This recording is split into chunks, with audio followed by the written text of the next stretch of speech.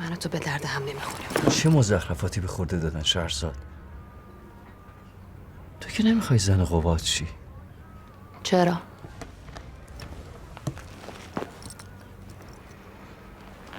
چند روز دیگه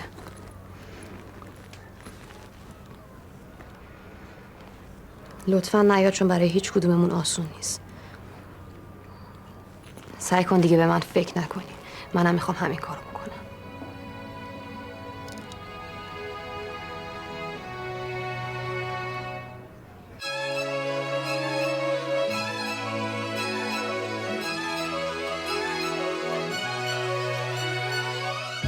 یه پاییز زرد و زمستون سرد و یه زندون تنگ و یه زخم قشنگ و غم جمعه عصر و غریبی حسر و یه دنیا سؤال و تو سینم گذاشتی جهانی دروب و یه دنیا غروب و یه درد عمیق و یه تیزی تیغ و یه قلب مریض و یه آه غلیظ و یه دنیا محال و تو سینم گذاشتی. رفیقم کجایی؟ دقیقاً کجایی؟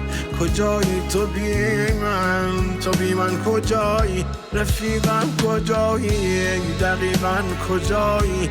کجایی تو بی من کجایی؟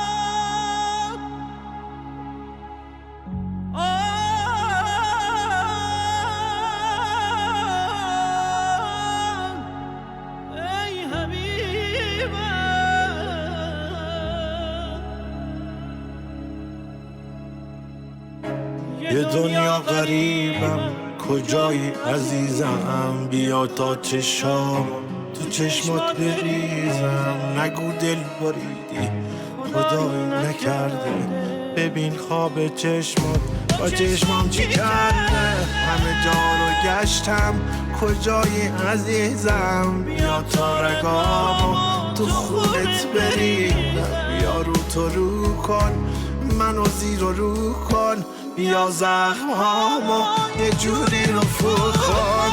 عزیزم کجایی؟ دقیقاً کجایی؟ کجایی تو بی من کجایی؟ عزیزم کجایی؟ دقیقاً کجایی؟ کجایی تو بی من کجایی؟